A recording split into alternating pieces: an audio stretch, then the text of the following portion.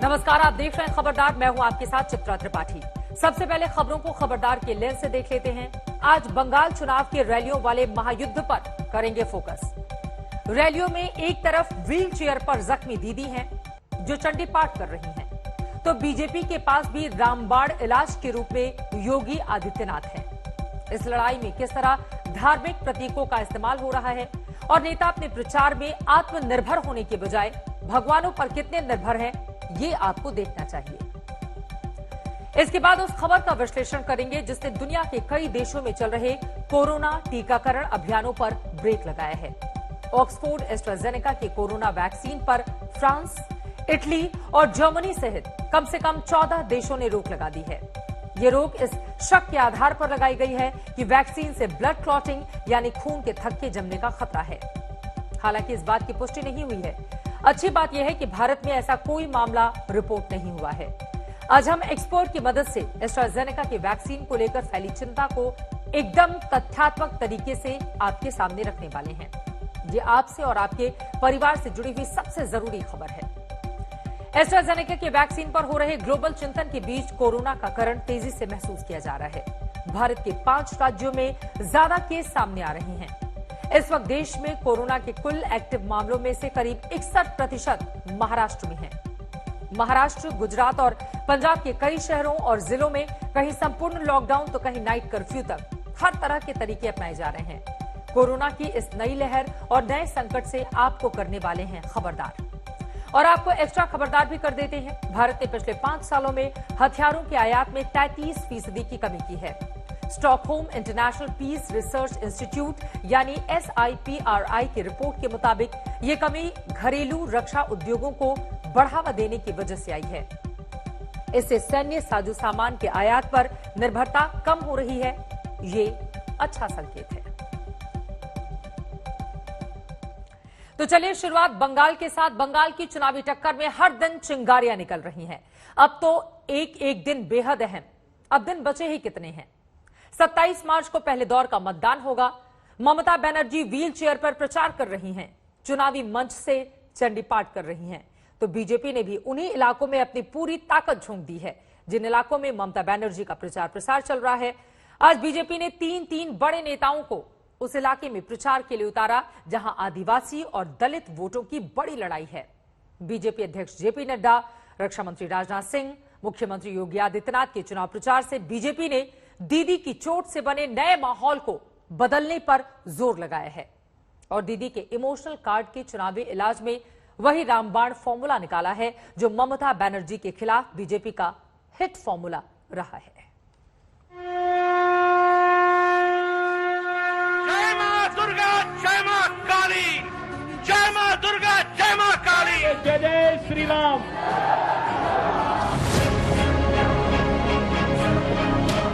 जो हमसे टकराएगा वो चूर चूर हो जाएगा। बांग्ला জিতবে, দিল্লি হারবে। আমি আপনাদের কাছে প্রথমে ক্ষমা চেয়ে নিচ্ছি।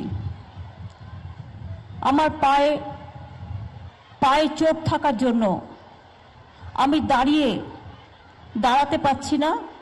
আমি ডেলি 25-30 কিলোমিটার হাঁটি, কিন্তু মানুষের পায়ে যদি আঘাত লাগে তাহলে মানুষ দাঁড়াতে না পারলে তার যে কতটা যন্ত্রণা। दीदी ने अच्छा चुनावी फॉर्मूला निकाला है। दिखाने के लिए व्हील चेयर है, बताने के लिए चोट है और सुनाने के लिए चंडी पाठ है, जिससे वो जगह जगह चुनावी मंच को मंदिर बना रही हैं और खुद को सबसे बड़ी पुजारन दिखा रही हैं।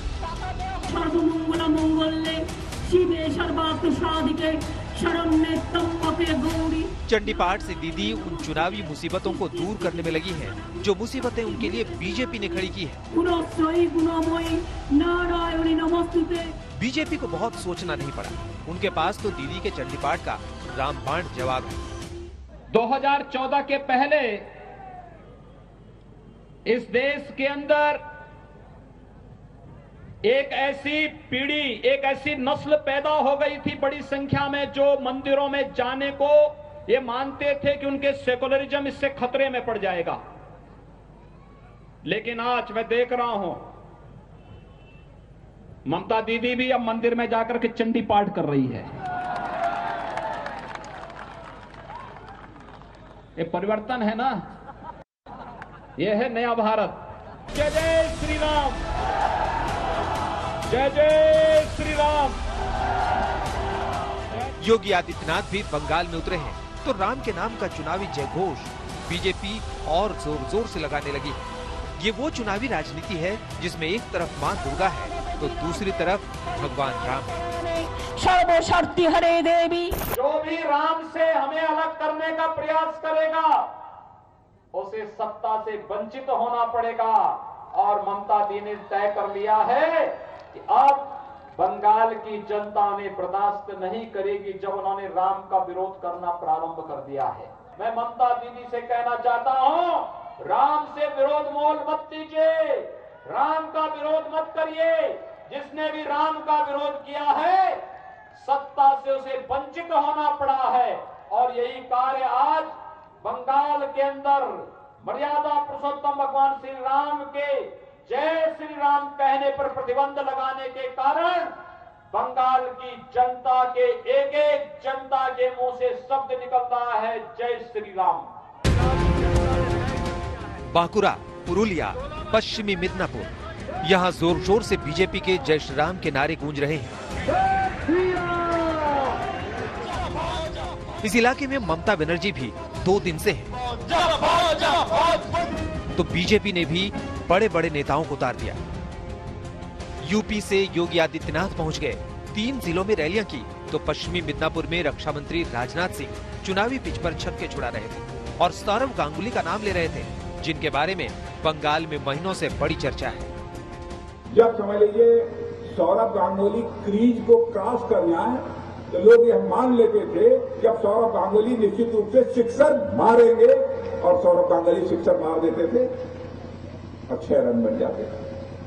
तो बहनों भाइयों, वैसे ही लोकसभा के चुनाव में भारतीय जनता पार्टी को 18 सीटों पर विजय दिला दिया है आपने। इसका मतलब आपने भाजपा को क्रीज क्रॉस करा दिया है। अब भाजपा को इस बार विधानसभा चुनाव में सिक्सर मारने से अब दुनिया की कोई ताकत रोक नहीं।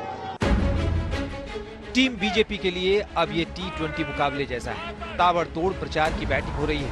खुद एक दिन अमित शाह बंगाल में होते हैं तो दूसरे दिन जेपी नड्डा पहुंच जाते हैं। बांकुरा के बिष्णुपुर में नड्डा का रोड शो हुआ। मुझे अपने कैंपेन पर पूरा भरोसा है। भारतीय जनता पार्टी के पक्ष में बंगाल की जनता ने मन बना लिया है और ममता जी की टोलाबाजी, तुष्टीकरण और कटमनी कल्चर को नकारने का तय कर लिया है। बंगाल के प्रचार में बीजेपी के नेताओं को गिनना मुश्किल है। क्या सांसद, क्या केंद्रीय मंत्री, क्या राज्य सरकारों के मंत्री, एक एक सीट पर कई नेता लगे हैं। ममता बनर्जी अपनी चुनावी सभाओं में इसका भी जिक्र कर रही हैं। জয় জঙ্গলমহল। লজ্জা করে না এতগুলো মিনিস্টার বসে আছে কলকাতায়। কোভিড হলে আসে না, বন্যা হলে আসে না, আমফান হলে আসে না, আর ইলেকশনে বলে গায়ের জোরে ইলেকশন হবে, লুট করা হবে, রেলে করে গুন্ডা নিয়ে আসা হবে, সেই গুন্ডা রেল স্টেশনে থাকবে, ইলেকশনের দিন এলাকা এলাকায় ঢুকবে এবং জোর করে ইলেকশন দখল করবে। জয় বাংলা। दीदी का दाव यही है कि वो बीजेपी के सामने हर मुद्दे पर अब खुद को पीड़ित की तरह दिखा रही हैं। फिर चाहे प्रचार में लगे बीजेपी के नेताओं की फौज की बात हो या फिर उनको लगी चोट का मामला हो। আমাকে চিকিৎসকরা বারণ করেছিলেন যে আপনি এত তাড়াতাড়ি রিস্ক নেবেন না, কিন্তু আমার কোনো উপায় নেই। আমি যদি ঘরে আমার পায়ের যন্ত্রণায় শুয়ে থাকি তাহলে বিজেপি মানুষকে যে যন্ত্রণা দেবে সেই যন্ত্রণা থেকে মানুষ উদ্ধার পাবে না। তাই তোমাকে কি আমায় খুন করতে হবে? আমায় খুন করলে ভাবছো তুমি জিতে যাবে? আরো গোল্লা পাবে। মনে রাখবে খেলা হবে। জানেন তো নিহত বাঘের থেকেও आहत बाघ आरो भयंकर। আমি এমন খেলা খেলবো এক পায়ে। चुनाव आयोग पर ममता बनर्जी भड़की क्योंकि आयोग ने उनकी चोट को सुरक्षा में चूक बताया था और उनके सुरक्षा निदेशक को हटाकर नया अधिकारी नियुक्त कर दिया। दीदी से बीजेपी की साजिश बता रही। पौलमी साहा के साथ अनुपम मिश्र, बांकुरा, आज तक। बंगाल में बीजेपी वैसे कोई कोर कसर नहीं छोड़ रही। बंगाल में पीएम की भी बड़ी रैलियां प्लान की जा चुकी हैं। कोलकाता के ब्रिगेड मैदान पर पीएम की मेगा रैली तो सबने देखी। अब प्रधानमंत्री 18 मार्च को पुरुलिया में रैली करने वाले हैं। फिर 20 मार्च को पीएम खड़गपुर जाएंगे। 21 मार्च को प्रधानमंत्री की बांकुरा में रैली होगी। फिर 24 मार्च को प्रधानमंत्री की कांथी में रैली होनी है, जिस पर सभी की नजरें हैं, क्योंकि कांथी लोकसभा सीट से शुभेंदु अधिकारी के पिता शिशिर अधिकारी टीएमसी के सांसद हैं। इसी कांथी लोकसभा में नंदीग्राम विधानसभा आती है। शुभेंदु अधिकारी अब बीजेपी में हैं और नंदीग्राम सीट से ममता बनर्जी के सामने चुनाव लड़ रहे हैं। प्रधानमंत्री शुभेंदु अधिकारी के लिए कांथी में रैली करेंगे तो ये बेहद दिलचस्प होगा। बीजेपी के लिए बंगाल में बड़ा चांस है, तो उसके सामने कई तरह की चुनौतियां भी हैं। बीजेपी में टिकट बंटवारे को लेकर नाराजगी दिख रही है। वैसे तो यह किसी भी चुनाव की बहुत सामान्य सी बात है, लेकिन कई सीटों पर बीजेपी के अंदर विरोध इस बात को लेकर हो रहा है कि पुराने लोगों की जगह उन लोगों को टिकट दे दिया गया जो या तो टीएमसी छोड़कर बीजेपी में आए या फिर ऐसे कैंडिडेट बनाए जिनकी स्थानीय स्तर पर कोई पहचान नहीं है।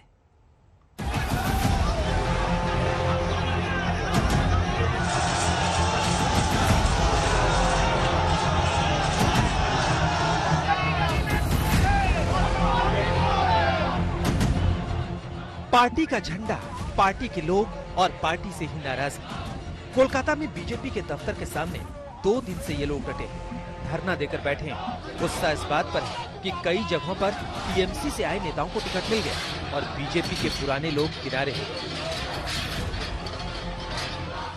भाजपा के लिए एक परेशानी का सबब बन गया है जो धरना प्रदर्शन हो रहा है उनके इलेक्शन ऑफिस के बाहर। आप देख सकते हैं कि कितने कार्यकर्ता यहाँ पर पिछले 2 दिनों से इकट्ठा हो रखे हैं और यहाँ पर प्रदर्शन कर रहे हैं। भाजपा के सेकंड कैंडिडेट लिस्ट निकलने के बाद उनका कहना है कि भाजपा ने तृणमूल से आए हुए नेताओं को टिकट देकर भाजपा के कार्यकर्ताओं के साथ गद्दारी की है। जो बंगाल में बीजेपी के लिए जमीनी लड़ाई लड़ते थे, जो बीजेपी से टिकट चाहते थे, उन नेताओं के समर्थक अब कोलकाता में हंगामा कर रहे हैं और कह रहे हैं कि जिन्हें टिकट मिलना चाहिए उन्हें मिला नहीं और टीएमसी से आए नेताओं को हाथों हाथ पार्टी ने ले लिया और टिकट भी दे दिया।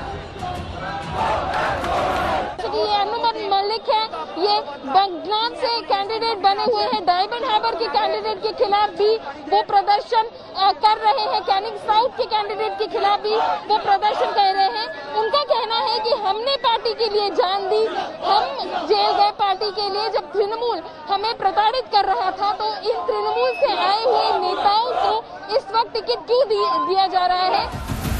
सिर्फ एक सीट की बात नहीं, बंगाल की कई सीटों को लेकर बीजेपी के अंदर अब उबाल है। जिन सीटों पर टीएमसी से आए दल बदलुओं का या फिर बाहरी और अनजान चेहरों को चुनाव लड़ाया जा रहा है, इसी पर विरोध हो रहा है और पिछले 2 दिन से कार्यकर्ताओं का गुस्सा भी साफ दिख रहा है। जैसे हावड़ा की पचला सीट पर टीएमसी से आए मोहित लाल घाटी को टिकट मिलने से नाराज बीजेपी कार्यकर्ताओं ने वहां के पार्टी कार्यालय में तोड़फोड़ की। अर्थशास्त्री अशोक लाहिड़ी को अलीपुर द्वार सीट से टिकट देने और कालचीनी सीट पर गोरखा जनमुक्ति मोर्चा से आए विशाल लामा को टिकट देने का विरोध हो रहा है।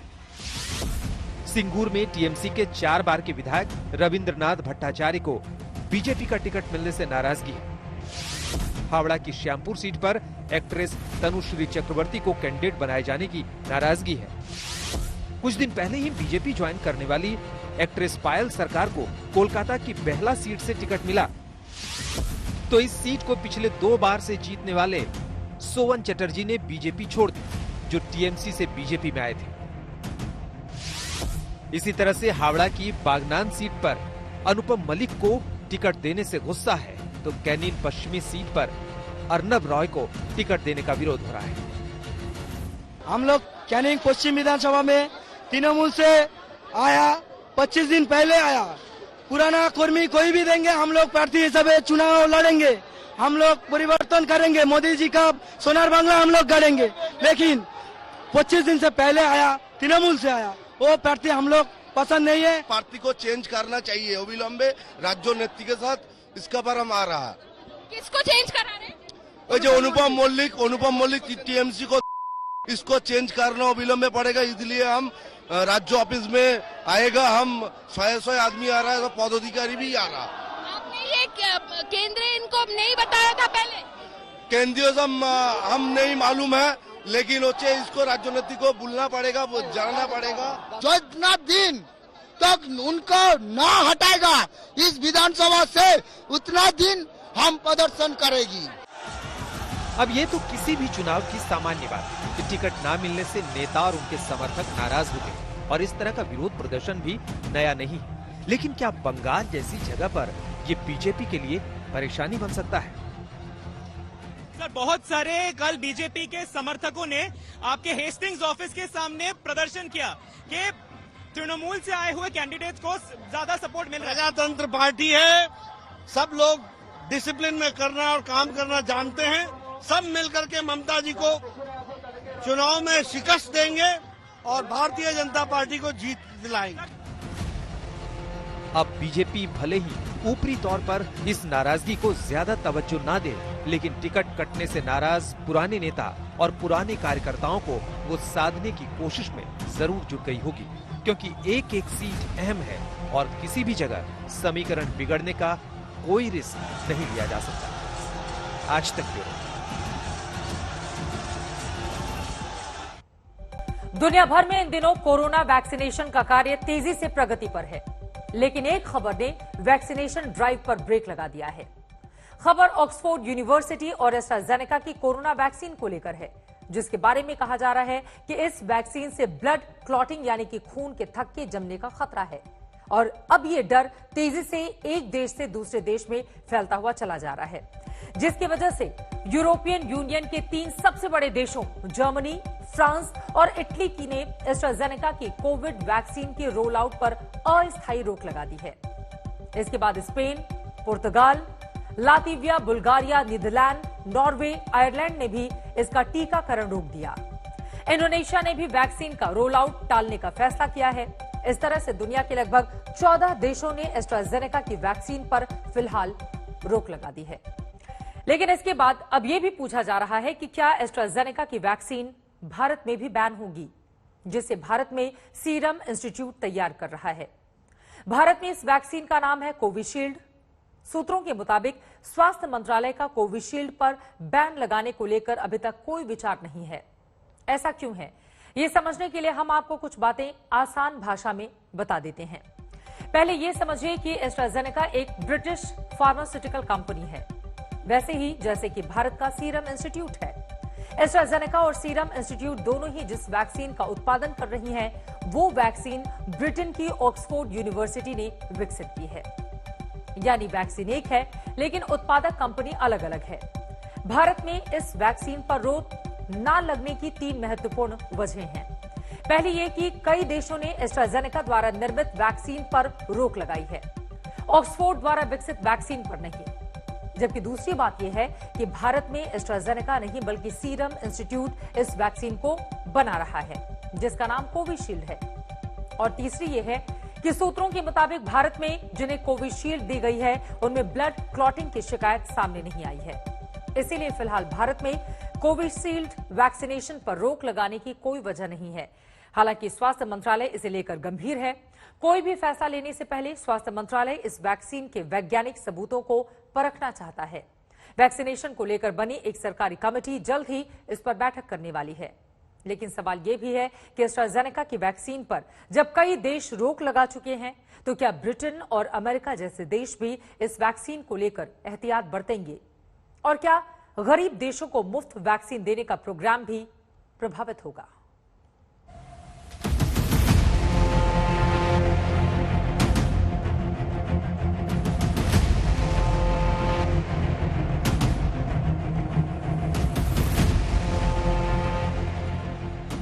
यूरोप के कई बड़े देशों समेत कम से कम 14 देशों में एस्ट्राजेनेका की वैक्सीन पर रोक लग चुकी है। वजह है वैक्सीन लगाए जाने के बाद लोगों के शरीर में खून के थक्के बन जाने की शिकायतें, जिसकी वजह से डेनमार्क में एक व्यक्ति की मौत भी हो चुकी है। Décision qui a été prise en conformité aussi avec हमने जो फैसला लिया है वो यूरोप की पॉलिसी के तहत लिया है। हमने फैसला किया है कि अगले कुछ हफ्तों के लिए एहतियातन एस्ट्राजेनेका के इस्तेमाल पर रोक रहेगी। एस्ट्राजेनेका ने खुद बताया है कि 8 मार्च तक उसके पास आए डेटा के मुताबिक यूनाइटेड किंगडम और यूरोपियन यूनियन के देशों में 1,70,00,000 लोगों में डीप वेन थ्रोम्बोसिस की 15 शिकायतें आई हैं। इस बीमारी में शरीर के भीतर नसों में खून के थक्के बनने लगते हैं, जबकि 22 घटनाएं पल्मोनरी एम्बोलिज्म की रिपोर्ट हो चुकी हैं, जिससे नसों में जमे खून के थक्के फेफड़ों तक पहुंच जाते हैं और मरीज की जान भी जा सकती है।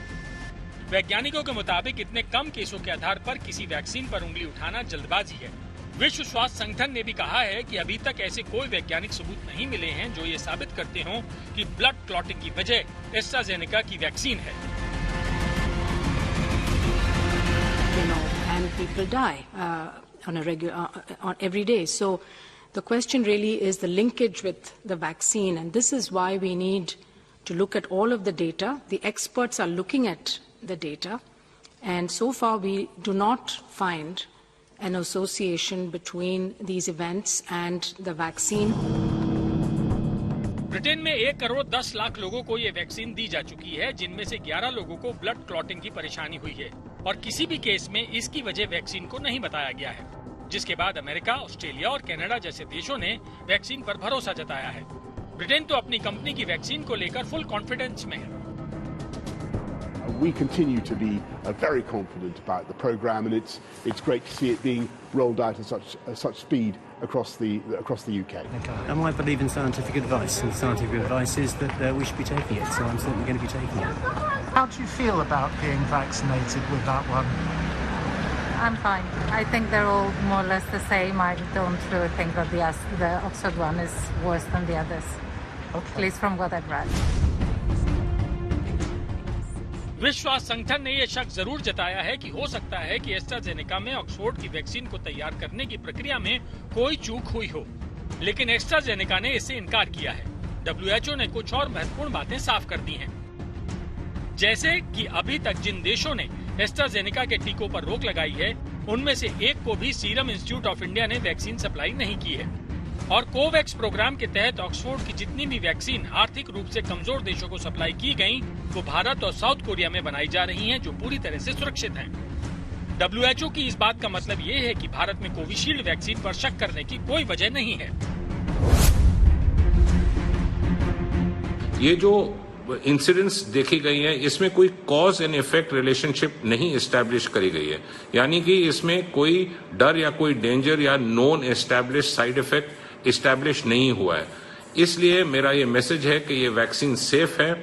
हो सकता है कि ये जो पेशेंट्स जिनको थ्रोम्बोएम्बोलिक फिनोमेना हुआ है वो उस एज ग्रुप में हुए हैं, या उनमें ऑनगोइंग इम्यून डिसफंक्शन है, या वो एसिम्प्टोमेटिक कैरियर्स थे या हैं कोविड के, मतलब एक्सटर्नली बाहर से उनको कोई सिम्टम्स नहीं है। तो लाख टके की बात यह है कि भारत में कोविशील्ड वैक्सीन को एस्ट्राजेनेका नहीं, सीरम इंस्टीट्यूट बना रहा है, इसलिए फिलहाल वैक्सीन पर शक करने की जरूरत नहीं है।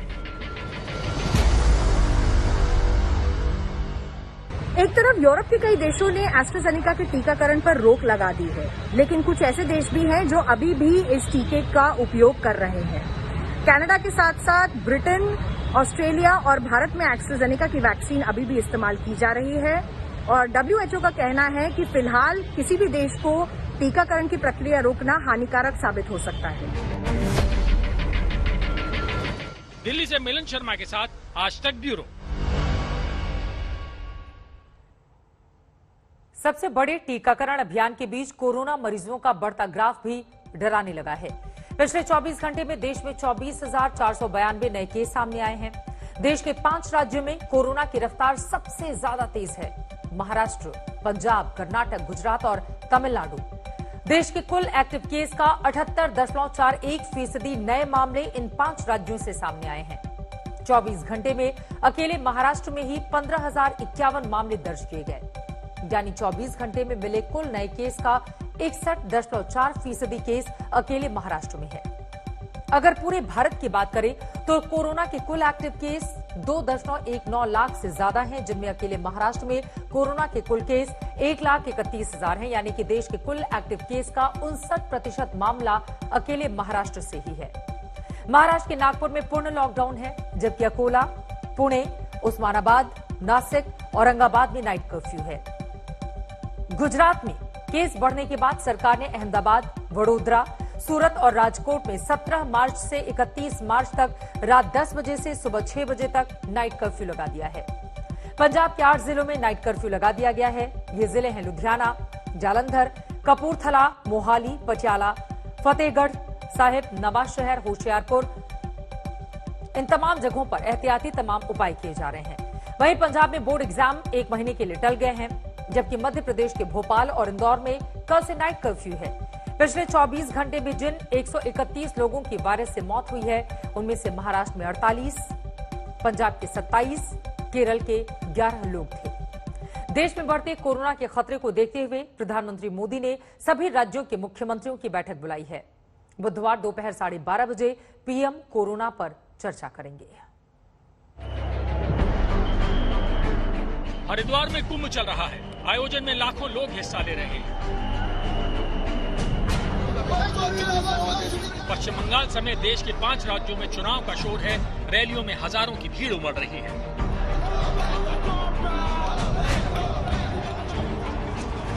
क्रिकेट मैच देखने और हर छक्के चौके पर मास्क उतारकर शोर मचाने वालों का जोश देखने लायक था। मुंबई के दादर बाजार का हाल देखिए, पांव रखने की जगह नहीं है। राजधानी दिल्ली की गाजीपुर मंडी देखिए, 2 गज की दूरी, मास्क जरूरी का नारा यहाँ घुट घुट कर मर रहा है। कौन कहेगा कोरोना का डर है? ऐसा लग रहा है जैसे देश में कोरोना वायरस का खात्मा हो गया हो। लेकिन यही वो लापरवाही है जिसकी वजह से देश में कोरोना एक बार फिर से सिर उठा रहा है। 8 राज्यों में कोरोना की नई रफ्तार खौफ पैदा कर रही है। इन राज्यों में कोरोना के एक्टिव मामलों पर नजर डालिए।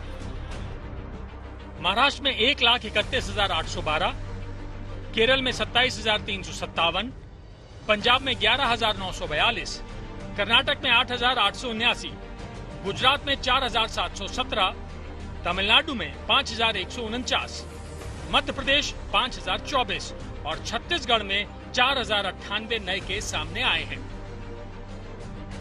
सिर्फ महाराष्ट्र, पंजाब, कर्नाटक, गुजरात और तमिलनाडु में ही 78.41% नए मामले सामने आए हैं। बेशक वैक्सीन दी जा रही है, लेकिन खतरा कम नहीं हुआ है। गुजरात सरकार में मंत्री ईश्वर पटेल कोरोना पॉजिटिव पाए गए हैं। हाल में ही कोरोना वैक्सीन की पहली खुराक ली थी। गुजरात में नए मरीजों की रफ्तार तेजी से बढ़ने लगी है। नतीजा, लॉकडाउन और नाइट कर्फ्यू की वापसी हो गई। महाराष्ट्र ने पहले ही पाबंदी लगा दी थी।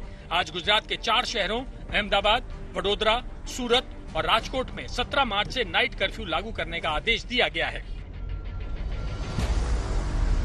अहमदाबाद की बात की जाए तो 200 से ज्यादा है और पूरे गुजरात में करीब 900 जितने मामले कल पिछले 24 घंटे में दर्ज किए गए हैं।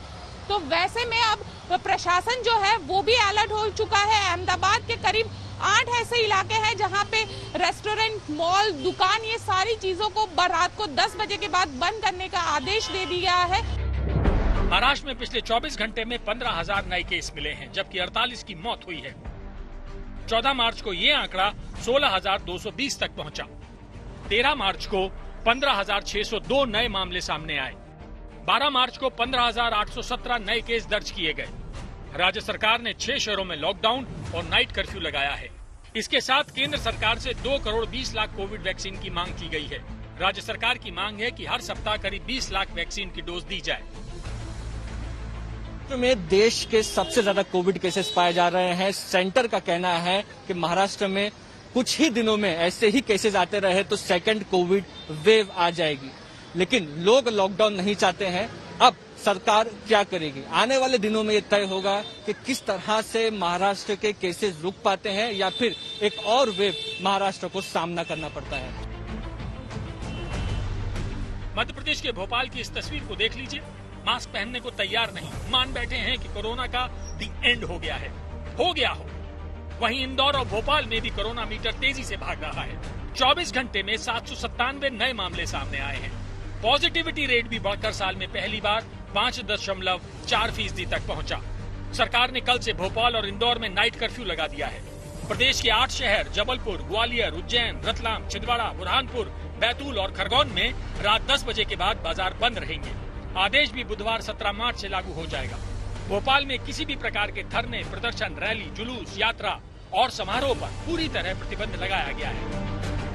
इंदौर और भोपाल हॉटस्पॉट बना हुआ है कोरोना का, जहां पर बीते 2 दिनों की बात करें या बीते 24 घंटों की बात करें तो अकेले इंदौर शहर में कोरोना के करीब 250 से ज्यादा मामले सामने आए, तो वहीं भोपाल में 199 नए कोरोना पॉजिटिव केस सामने आए। इसके बाद मध्य प्रदेश में हलचल तेज हो गई है। मुख्यमंत्री शिवराज सिंह चौहान ने कोरोना समीक्षा बैठक बुलाई है, तो दूसरी तरफ भोपाल में प्रतिबंध आदेश जारी किए गए हैं कलेक्टर की तरफ से। पंजाब के 8 जिलों में नाइट कर्फ्यू लगा दिया गया है। ठीक 1 साल पहले मार्च के महीने में ही देश में लॉकडाउन लगा था और अब एक बार फिर साल भर बाद मार्च में ही कोरोना की दूसरी लहर उठने लगी है। कोई नहीं चाहता दोबारा लॉकडाउन लगे, दोबारा लोग घरों में बंद हों, दलदल में फंसी देश की अर्थव्यवस्था को एक और झटका लगे। लेकिन ये कैसे होगा? इसका जवाब सिर्फ आत्मनियंत्रण है। लापरवाही ना करें, मास्क पहने, दूरी रखें। नहीं करेंगे तो कोई गारंटी नहीं कि दोबारा लॉकडाउन जैसी पाबंदियां लग जाए। अहमदाबाद से गोपी घांगर, मुंबई से मुस्तफा शेख के साथ रवीश पाल सिंह, भोपाल, आज तक। फरवरी में थोक महंगाई दर 27 महीनों के उच्चतम स्तर पर पहुंच गई है। जनवरी के मुकाबले ये बढ़कर दोगुनी हो गई है। इस बढ़ोतरी ने महंगाई से परेशान आम जनता की रसोई का बजट एकदम बिगाड़ कर रख दिया है। महंगाई के इस कदर बेकाबू होने से अब बाहर से बना बनाया खाना पीने का सामान खरीदने के लिए ज्यादा पैसे अब आपको चुकाने होंगे।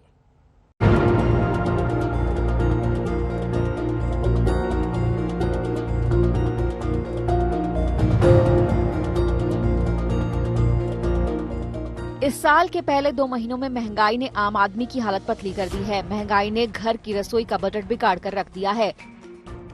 अब तो इसके असर से बाहर खाना पीना भी महंगा हो सकता है। दरअसल आंकड़ों के मुताबिक फरवरी में थोक महंगाई दर 4.17% के साथ 27 महीने के उच्चतम स्तर पर पहुंच गई है। जनवरी में थोक महंगाई दर 2.03% थी और ये 1 महीने में ही बढ़कर दोगुनी से ज्यादा हो गई है। महंगाई दर को बढ़ाने में योगदान खाने पीने के सामानों का रहा है। फरवरी में खाने पीने की चीजों में थोक महंगाई जनवरी के -0.26% से बढ़कर 3.31% पर आ गई है। इसी तरह सब्जियों की थोक महंगाई दर -20.82% से बढ़कर -2.90% पर आ गई है। प्याज की थोक महंगाई दर जनवरी के -32.55% से बढ़कर 31.28% पर आ गई है, जबकि एग, मीट और फिश की महंगाई दर फरवरी में -1.76 के मुकाबले -0.78% पर आ गई है। हालांकि फरवरी में दूध की महंगाई दर जनवरी के 3.56% से घटकर 3.21% पर आ गई है। इसी तरह आलू की थोक महंगाई दर जनवरी के -22.04% के मुकाबले -29.78% रही। इससे आशंका बढ़ गई है कि आने वाले दिनों में घर की रसोई के साथ ही बाहर खाने पीने पर ज्यादा रकम खर्च करनी पड़ेगी। जिस तरह से घी, रिफाइंड, आलू, प्याज, सिलेंडर, बेसिक एसेंशियल्स जो हैं, पेट्रोल, डीजल, ये बेसिक एसेंशियल चीजें हैं। इनके जिस तरह से बेसिक चीजों के प्राइस बढ़ेंगे तो ग्रेजुअली हर चीज की महंगाई बढ़ती चली जाएगी। एक कोविड टाइम्स जिससे निकलते निकलते हमारे को अभी देखा जाए तो हम निकल नहीं पाए हैं प्रॉपरली, और उसके बावजूद भी जो महंगाई दर है वो बढ़ रही है और काफी अनएम्प्लॉयमेंट होने के बावजूद ये चीज काफी हमारी कंट्री को इम्पैक्ट करेगी। मेरे हिसाब से थोक महंगाई दर का दुगना होना कोई धक्का नहीं है, बल्कि एक्सपेक्टेड लाइंस पर ही है।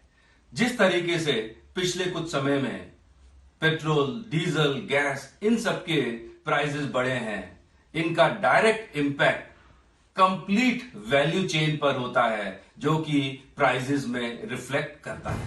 लेकिन खाने पीने के सामान के अलावा भी ज्यादातर सामानों की महंगाई दर फरवरी में लोगों की जेब पर भारी पड़ी है। फरवरी में प्राइमरी आर्टिकल्स की थोक महंगाई दर 1.82% पर रही है, जो कि जनवरी में -2.24% थी। फरवरी में मैन्युफैक्चर्ड प्रोडक्ट्स की थोक महंगाई दर जनवरी के 5.13% से बढ़कर 5.81% पर पहुंच गई है। फ्यूल एंड पावर की महंगाई दर जनवरी के -4.78% से बढ़कर फरवरी में 0.58% पर आ गई है। जानकारों का मानना है कि महंगाई दर में इस तरह की बढ़ोतरी से कारोबार को मिलने वाला सस्ता कर्ज जल्द ही महंगा हो सकता है। इसके असर से मंदी से बाहर निकलने को छटपटा रही देश की अर्थव्यवस्था का संघर्ष लंबा हो सकता है। जैसे जैसे अगर हमारे प्रॉफिट मार्जिन जो हमारी commodity price uncontrolled commodity price होने की वजह से बढ़ते जा रहे हैं और हमारी जो महंगाई दर है वो 27 महीने की बिल्कुल उस स्तर पर आ चुकी है, जिसका थोक बाजार के ऊपर बहुत बड़ा इम्पैक्ट पड़ा है और इसका लॉन्ग टर्म इफेक्ट हमारी इकोनॉमी के ऊपर भी पड़ेगा। मेरे हिसाब से आने वाले समय में सरकार के लिए काफी चैलेंजेस हैं, क्योंकि एक तरफ किसान की इनकम दुगनी करने की फोकस है या टारगेट है, दूसरी तरफ इसका डायरेक्ट इम्पैक्ट इन्फ्लेशन पे रहेगा। इसके पहले रिटेल महंगाई दर भी फरवरी में 5% के पार निकल गई थी। वहीं जनवरी में औद्योगिक उत्पादन की विकास दर फिर से नेगेटिव जोन में पहुंच गई है। अब अगर इन हालातों में जल्द बदलाव नहीं आया तो फिर देश की अर्थव्यवस्था के अगले कारोबारी साल में रिकॉर्ड रफ्तार के दौड़ने का सपना चकनाचूर हो सकता है। आज तक ब्यूरो। आप देखते रहिए आज तक।